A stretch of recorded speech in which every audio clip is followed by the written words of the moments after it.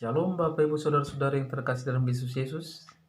Kita kembali bertemu di pagi hari ini dan akan mendengarkan sapaan Tuhan. Namun sebelumnya mari kita bersatu dalam doa.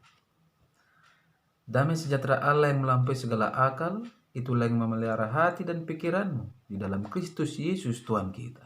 Amin. Bapak Ibu Saudara-saudara yang terkasih di dalam Kristus Yesus dimanapun kita berada, yang menjadi sapaan Tuhan buat kita hari ini, hari Selasa tanggal 7 Juli tahun 2020, terangkat dari kitab Matius pasal yang ke-11 ayat yang ke-21. Demikian firman Tuhan. Celakalah engkau Korazim, celakalah engkau Betsaida, karena jika di Tirus dan di Sidon terjadi mujizat-mujizat yang telah terjadi di tengah-tengah kamu, sudah lama mereka bertobat dan berkabung. Demikian firman Tuhan. Saya mengambil tema dari firman ini, yaitu pertobatan dan mujizat. Saudara-saudaraku yang terkasih dalam Kristus Yesus, kalau dikatakan pertobatan, apa itu sebenarnya? Pertobatan adalah sebuah panggilan yang diberikan oleh Yesus kepada umatnya, di mana dalam pertobatan tersebut kita dituntut oleh Yesus untuk melaksanakan setiap apa yang Yesus katakan dan yang Yesus ajarkan dalam setiap firman-Nya. Dalam melakukan sebuah pertobatan perlu memiliki dasar iman yang teguh, di mana kita harus percaya dan yakin akan sepenuhnya firman yang diberikan oleh Yesus kepada kita. Pertobatan melahirkan hidup yang baru bagi kita, di mana hidup baru itu adalah meninggalkan dosa-dosa, meninggalkan kebiasaan-kebiasaan lama yang bertentangan dengan firman Tuhan dan melaksanakan tata cara kehidupan baru sesuai dengan ajaran Kristus tentunya, saudara-saudara.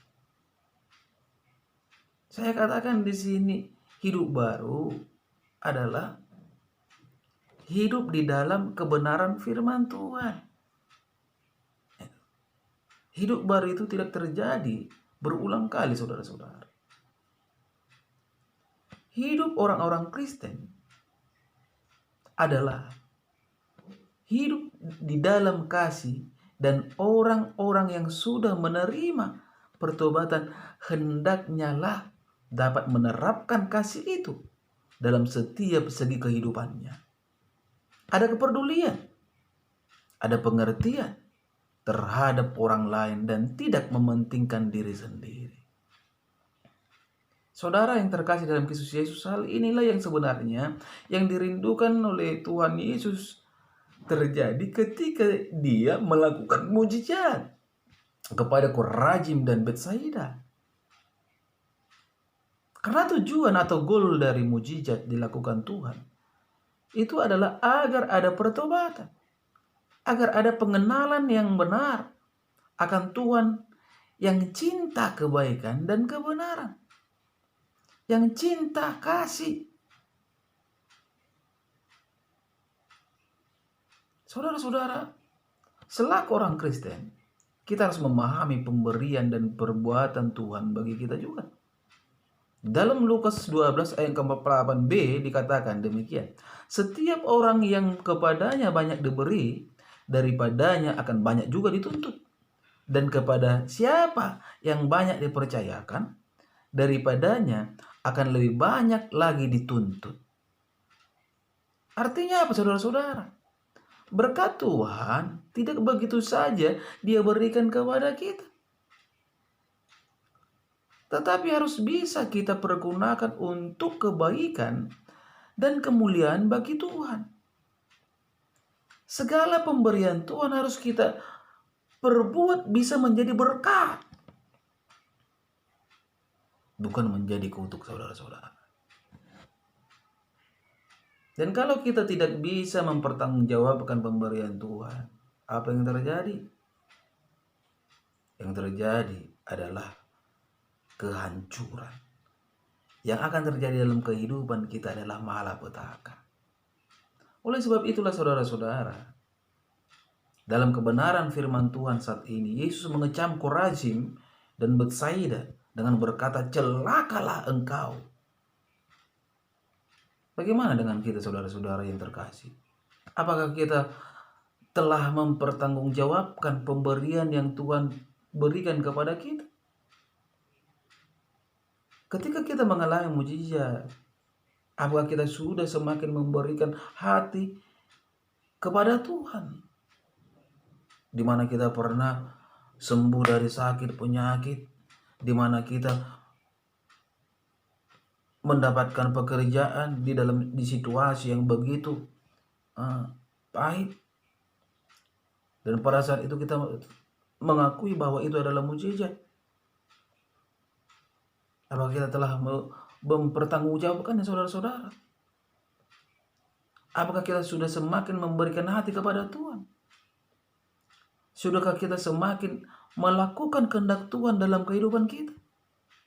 Saudara-saudara yang terkasih dalam Kristus Yesus, selagi Tuhan memberi waktu buat kita, marilah kita melakukan firman Tuhan sebagai wujud nyata pertobatan kita, sebagai wujud nyata kita telah merasakan campur tangan Tuhan, perbuatan Tuhan, pertolongan Tuhan dalam hidup kita.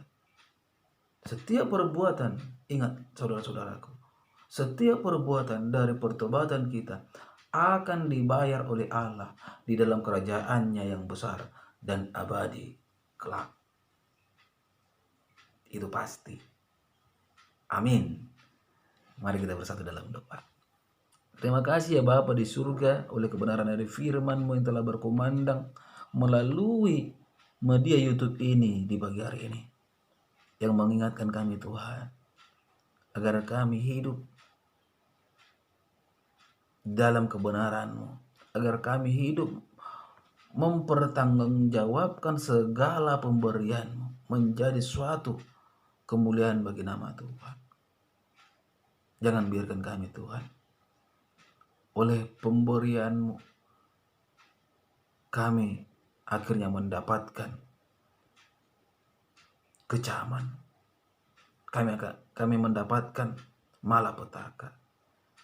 Izinkan kami Tuhan menjadi pribadi-pribadi yang mampu melakukan setiap pemberian Tuhan menjadi berkat buat orang lain dan berkat bagi kami diri sendiri.